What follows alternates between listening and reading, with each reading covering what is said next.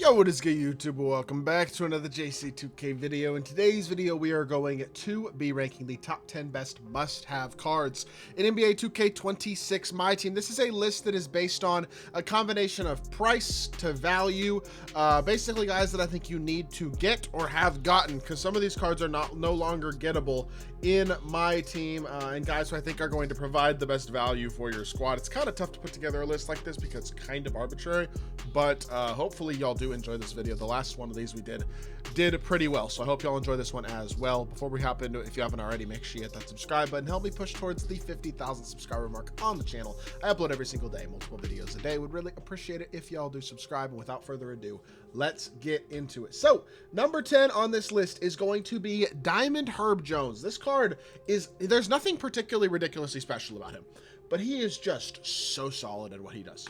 Elite shooter, elite defender. Not the worst off the dribble, release is nice, he gets the job done across the board, but really what I love about this card, jumper is super good, and defensively, 93 interior, 96 perimeter, 96 agility, 96 steal, 92 block. Great defensive versatility. Offensively, he's a fine slasher. He's a great catch and shoot shooter. He doesn't have basic sigs, which is nice, but nothing particularly special about the card offensively. Defensively, extremely elite. Big fan of Herb Jones. He's just a guy who you can plug into your team no matter what and can compete at a high level. As a guy who can guard anybody, and I mean anybody, especially guards. Like, you play against Shai, you play against Dr. J, you play against Paul George, you play against LeBron, you play against anybody like that. Herb Jones can compete against those types of cards defensively. Really like Herb Jones, value him a lot. He's super easy to get. Really, everybody should have this card at this point. If you have played the game much at all over the last week and a half, you have this card automatically, because all you need to get him was 150 combined rebounds, blocks, and steals. So everybody has this card as well, which is also a huge win, and I think overall he's an extremely good value. Number 9 is going to be a similar card to Herb, honestly, in Jaden McDaniels, the Season 4 Mode Reward card. 6'9" with a 7-foot wingspan, 89 speed, 93 95 dunk, defensively extremely elite. He's basically Herb Jones at small forward, but with better slashing and better shooting badges as well. Great jumper himself. The basic sigs are annoying, but at small forward, it's not a huge deal. He's got good size at his position, great dunk animations, and again, elite jumper, elite defense. He plays his role really well also, and he's a free card that a lot of people have, either from grinding motor rewards or grinding to low 40 and getting him out of the level 37 pack from the Pro Pass. Lots of different ways to get this card. A lot of people have him, and if you have not gotten Jaden yet, you need a small forward here in Season 4. I highly recommend getting him, considering he is free to get as well. Number 8 is one of the 2 most expensive cards in this list, and that is Pink Diamond Julius Irving. I understand the cost of this card is very high, but a guy who is an extremely elite all-around option, the best shooting guard in the game, an elite shot creator as well, with KD escape, Kawhi behind the back, Kyrie drag back, great jumper, obviously incredible dunk animations, extremely versatile athletically, defensively, as a slasher, as a shooter. Really everything you want a card to do, he does it at elite level. This is the best shooting guard in the game still to this day, and even though he's going to cost you $1 million MT, he deserves to be on this list because of how good he is. He's the type of card that can win you games, and the same can be said for the guy we have at number 6. Again, price tag wise, this is as high as I feel like I can put him. But Galaxy Opal, or yeah, I guess Galaxy Opal, Shai Alexander, or of course Pink Diamond if you have that one. But the exchange for the Pink Diamond is not available anymore unless you saved the exchange. That being said, Opal Shai, 6'6" with a 6'11" wingspan. I think he's the best offensive card in the game. The more over the last month or so that I've used Shai and thought about Shai and played against him, and the more people figure out how to use him at a high level, I think he's the best scorer in my team. His push cross animation out of his escape, his like crossover combo animation is insane. He's 6'6" with 6'11" wingspan, 94 speed, 92 3, 85 dunk. Defensively, he's extremely good. Incredible finisher as well. He gets really good standing dunk animations in spite of 40 standing dunk. I'm telling you, standing dunk's everything. And he's really not that bad defensively either. I know he's not a great defender, but this card is the best, and I understand there are some flaws stat and badge-wise here. This is the best offensive card in the game.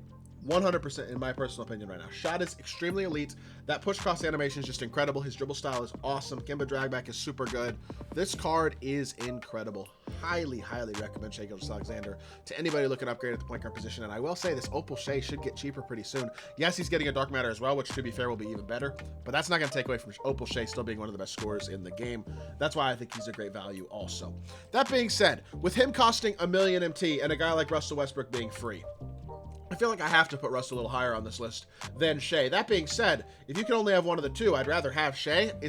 just have to think about the cost price aspect of this. So Russ is 6'4" with a 6'8" wingspan, 99 speed, 96'3", 99 dunk, elite defense. I mean, Russ is an absolute dog. He's got a player build that plays big. He's an incredible rebounder for a point guard. He gets amazing dunk animations. His shot is far better this year than it has been in previous years. And of course, he's a great playmaker and an extremely elite defender too. He's just an awesome card, one of the best all-around options in the game, especially at the point guard position. He's an absolute dog, and I think he and Dwyane Wade, who I have at number 5, are very similar. Wade and Russ, neither of them have incredible sigs. I'd say Russ's are a little better, but Wade does have Kyrie dragback and Garland dribble style, which is nice. The thing about Wade is he is a card that you have to button shoot with. If you are stick shooting with Dwyane Wade, he is not going to be used to his full potential by any means. That being said, with the button, he can get a lot of crazy shots off. He's got 99 everything, incredible badges, and again, 6'4", 6'11" wingspan, versatile, incredible defensive point guard. I wish he was a little bigger, yes. I think Russ and D-Wade are very close. That's why I have them back-to-back on this list, but both elite level free point guard options, no doubt about that whatsoever. Number 4. I'm going Kevin Garnett. I got him over both the point guards because I think the defense he provides is just so elite. Whereas, like, a guy like D-Wade, Russ, they're definitely outclassed by SGA and a couple other point guards. There's only, like, one or two. I mean, there's a couple of power forwards better than KG, but I think KG holds his own against the very best of them. And also, he doesn't have the size deficiency that both Russ and Wade have to a certain extent, at least. At 96 speed, 97 agility, 97 vert, 93 strength, 98 stamina at power forward, that type of athleticism is incredible. 92 3-ball, 95 standing, and 97 driving. Incredible defender with every single defensive Hall of Fame badge in the game, and he also has soft posterizer, deadeye, set shot, lightning launch, some post-up badges. This is the best defensive card in the game, and I think offensively he is absolutely good enough to be an elite level option there as well. KG is a great card. He's starting on my Pro Money Spent squad right now. He's an absolute stud. Very, very worth getting, and a guy who I think is an absolutely incredible option. Number 3 is going to be Terry Dischinger, who I really wish I could have gotten. That being said, I was only able to get one of the 2 free Galaxy Opals for each of my accounts because I didn't spend any sort of money or anything on the Battlegrounds Festival. Terry's an incredible card, and if you got him, you got the best free shooting guard in the game easily, and one of the best, like, 2 or 3 shooting guards in the game. He's 6'7" with 6'11" wingspan. He's got an elite jumper. He's got elite slashing, great speed, and great versatile defense as well. Kawhi behind the back is awesome. Brunson dragback, Giannis escape, Kyrie dribble style, all pretty decent, although I don't love Giannis escape, but his release is awesome. Pro fade is really nice, especially from the mid-range. It's knocked down, especially with the button. He is a really good card, and I think having a guy at a position that, to be fair, there are not a lot of elite attainable options, like a Terry Dischinger, who can put the ball on the floor the way he can, score the ball, all that type of stuff, is extremely valuable. I think he's a guy that if you got him, you got a great option. Just an incredible shooting guard who I hope you were able to get from the Battlegrounds Festival. Number 2, speaking of the Battlegrounds Festival, Hansen. At 7'2" with a 7'5" wingspan, or is it a 7'7" wingspan? Sorry, 7'3" wingspan, I'm sorry. But 85 speed, 88'3", solid finisher, well-rounded defender. Yes, I understand his stats are mostly in the high 80s.